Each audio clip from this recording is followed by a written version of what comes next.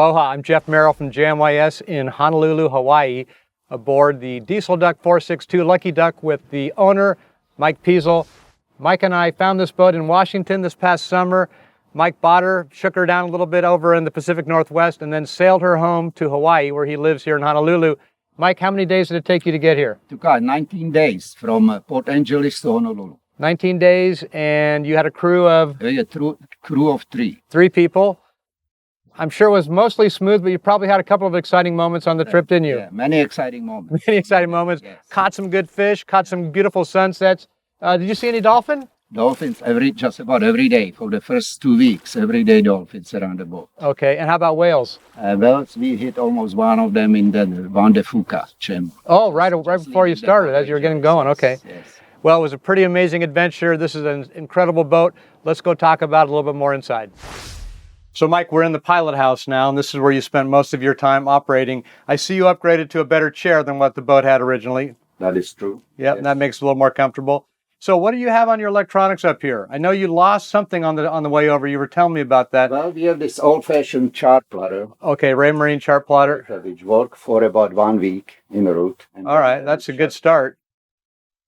Shut it down, and we had nothing. So then we have the autopilot, which worked on and off, and until one day it failed, I had to work on. Okay, so you lost your chart plotter, you lost your autopilot, you're in the middle of the ocean. In the middle of the ocean, and then the engine shut it down also. And you shut your engine down. Okay, but you made it to Hawaii, so there's got to be a pretty good story behind all of that. There's plenty of story behind it. Yes. All right, you want to tell us one of them? Okay, well, the first thing we noticed, I noticed what the FloScan was fluctuating on and off. Okay, measuring your fuel consumption, Yeah. FloScan. And that was from the day one when I purchased the boat. So I read the manual. They said we have probably you have the leak in your system. Air leak? Air leak in the system Okay. will cause the fluctuation. So I kept eye on it, and it was just up and down, but very little bit for the first week or so, or first 10 days. And then it increased. Everything worked well enough to get you far enough from land that you were committed. Everything was Okay, running. okay. It was running fine. One day I noticed the RPM on the engine was also start fluctuating. Okay. So I kept eye on it, and it just increased and increased and increased. So I decided to go down, sit in the engine room, and watch what's happening with the engine. Good. And while I sit on the battery box and looking at the engine just shut down in front of my eyes. Wow, you were an eyewitness to an engine shut down in the middle of the ocean. Middle of the Everybody's worst Everything nightmare. Yeah. Everything got quiet now. Yeah. And I could tell that all the crew members are panicking there. Yeah, that's not good. Not good. Anyway, so But you diagnosed it. So I know it was a long diagnostic process, but what did you find out what the problem was? It was part of the FloScan, wasn't it? well, the FloScan, I thought it was a FloScan, and so I cut the FloScan out of the system and bleeded the system. It wouldn't start. Still bubbles coming up through the filters. So I went back to it, look around, and then cut the vacuum gauge. The vacuum gauge, The yeah. vacuum gauge cut out of the system. This is a part of the Okay. system. And ran the fuel system directly from the filter into the engine. And bled the engine, and it was fine. So Good. The engine ran. How long did that take you to make that took us repair? about a half day. Half a day. Yeah, the engine was 150. Engine room was 150 degrees. 150 degrees in the engine room Yeah. with no stabilization, no way. Yeah. What were your sea conditions? Yeah, the sea condition for the day was decent. It was Okay. in the daylight, of course. It doesn't matter because you're in the engine room, so you have the lights on. But it was in the daylight, and the ocean was smooth, and so we took care of it about in half day. Wow, good. Okay. But all your navigation other than that worked, and you had a very good visibility here. This is a really spectacular pilot house. Well, let's go down, look a little bit down further below and see what's going on down in the living areas. Mike, the salon area is down nice and low. You've got a lot less moving around down here. You have a workstation desk area here. Did you upgrade that? That's a different chair than what I think. Yes, upgrade the chair from my storage room, and brought the computer, set up my TV, set up printer, and then Okay. to the night. You've got overhead ventilation, port lights outboard. Did anybody sleep on this settee on the trip? Yes. Yeah, this is pretty comfortable. Up and very comfortable. You have a guest stateroom forward. There's a head right here, and then back aft is the galley into the engine room and also to the aft stateroom. Yes, yes. Anybody sleep on the floor during the trip? Everybody slept on the floor. My cousin slept in the front, the additional crew member over here, and of course I slept in my big bed. This is a really very roomy area. Great gathering. Do you miss not having a table here? No, no table. There's no need for the Because you can do that up in the pilot house, can't you? And during the rough weather, it's hard to get around the table. Okay. You need to hold on to the things, every step you make during the rough weather. Right. Make sure you have a handrail. Be in the way. Okay. Good. So, Mike, one of the great features in this salon is your pantry. You want to show us what you have hidden behind door number 3?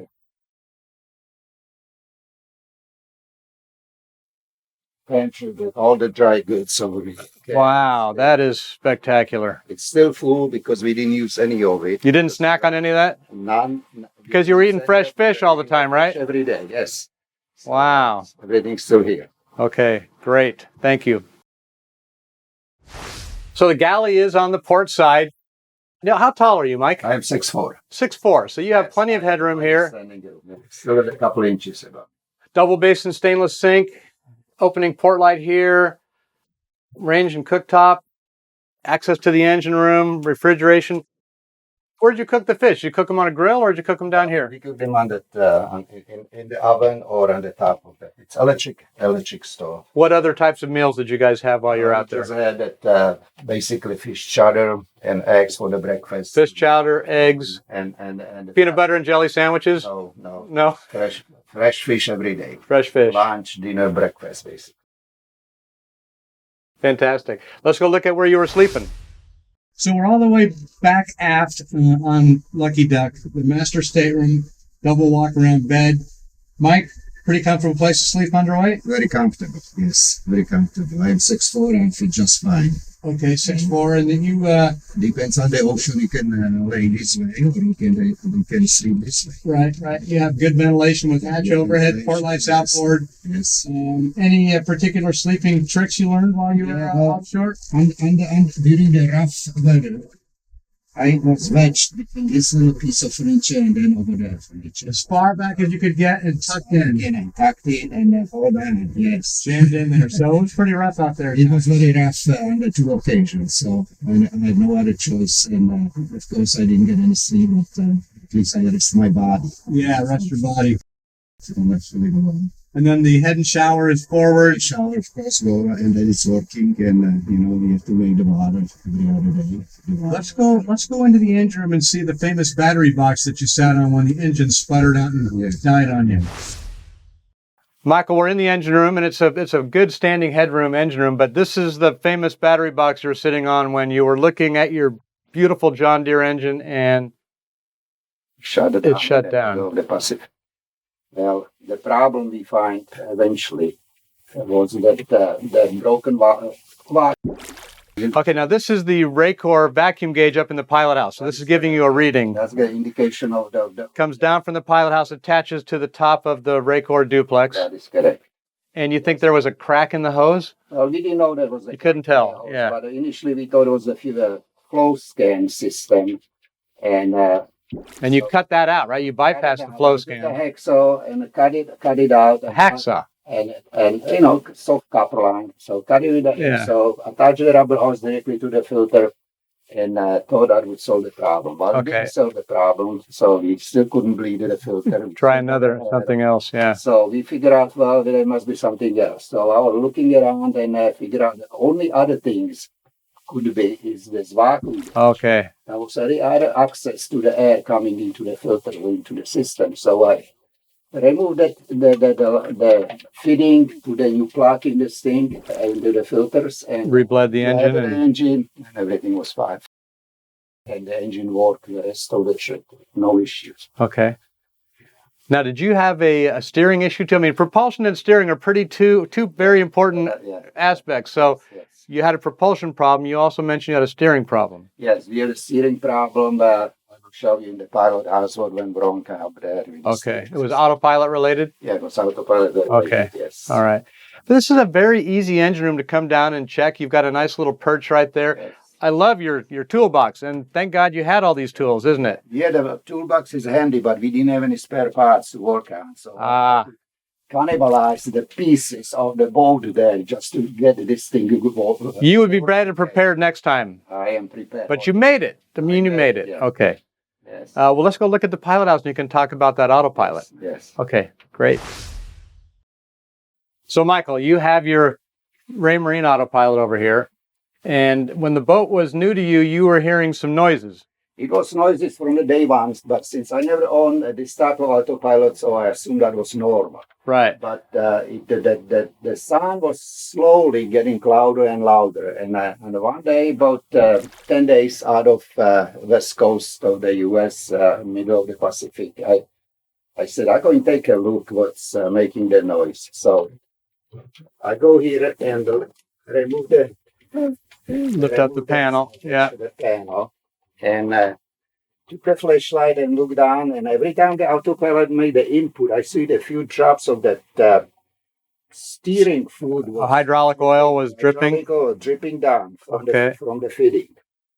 So you knew you had a leak. So I saw I got a leak. So I figured out, well, that should be easy fix. Just put a wrench on, 2 wrenches, hold one the fitting with, and another make it tighten. And crack it a little bit tighter. So what happened when I tightened V-nuts, I assumed that the copper line cracked and developed a really bad leak, and then the hydraulic power steering fluid starts spraying instead of the dripping, starts spraying now. So I ran down to the engine room and pull out the plug on the autopilot and shut the engine down. And so we were stuck now in the middle of the Pacific and no steering. So, okay, no steering in the middle of the Pacific. Middle of the Pacific. And you had to find a piece of rubber hose and modify it to get it to fit on there, right? Because you didn't have any more copper tubing. Exactly. We didn't have any spare parts for this thing to fix. So I looked everywhere, find the rubber hose which had on one end had a fitting which would fit to this copper tubing. Another end was an open end. So I thought I can force the copper tubing into the rubber line and put it... Stop the leak. Stop the leak, but the inside diameter was too small. So we tried boil the rubber to make it... Soften? Soften up. Nothing would help. We tried lube it, nothing helped. So I finally took the electric drill, and drilled the inside of the diameter of that rubber hose about 4 or 5 inches. And... that will allow me to feed the copper tubing inside. Wow. I took clamps on it and stopped the leak. Restart the engine, and everything was fine. You could hardly hear the autopilot working from then on. Okay, so you had a propulsion problem, you had a steering problem. Didn't you have a stabilization issue also? We had a stabilization issue about 1 week out of the Seattle. Let's go out and look at that, and you can tell me what happened with your fish. For stabilization, Lucky Duck has paravane outriggers. 2 big outrigger booms go out and they drag these fish through the water. Mike was telling me that he had a couple of episodes. The starboard fish broke about halfway out. It's a marine plywood with fiberglass, and we think water just got in there. You're about 1,000 miles out from Hawaii, and you decided you'd put the port one back in just to give, because you had a big storm system coming in. Storm's coming, and we didn't get any sleep. No sleep. Cook, so we figured out Couldn't cook. Wow. at least one stabilization, see if we can fix that issue with the problem with the rolling pin.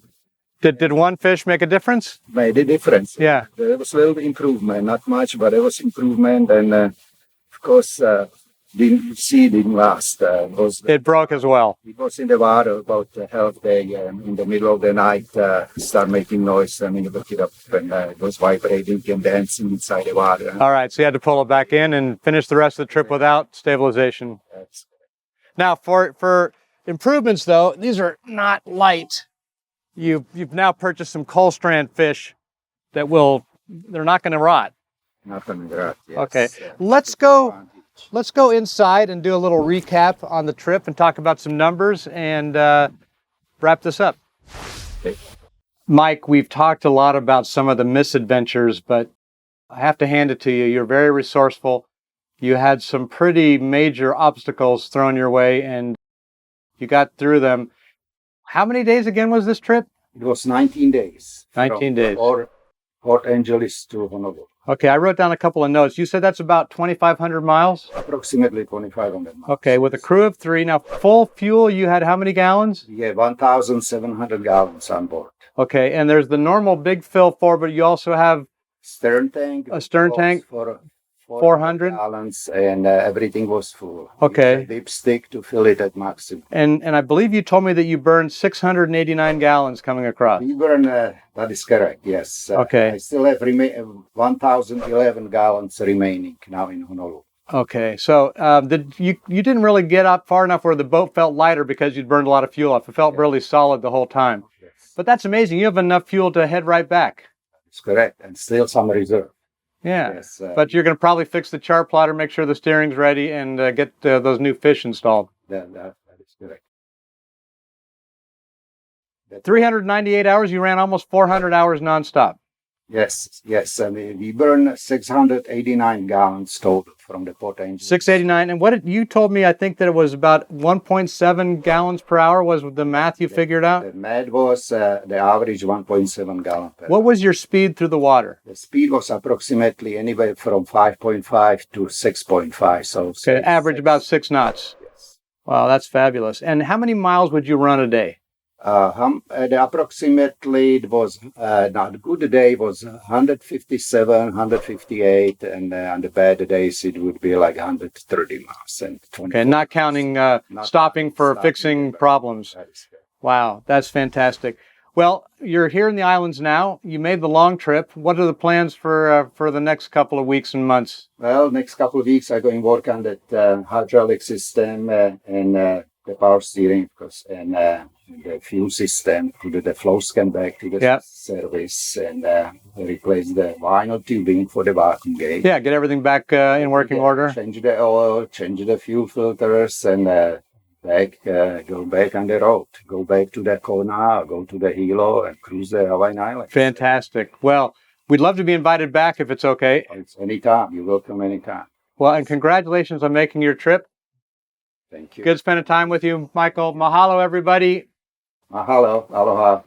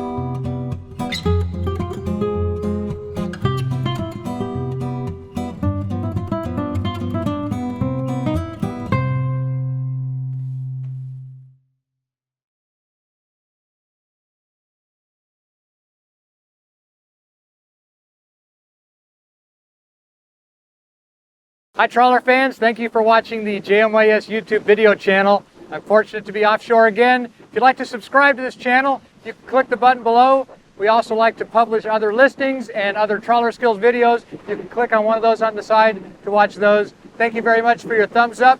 We love having you watch our videos. We love putting them together for you, and hope you come back again soon.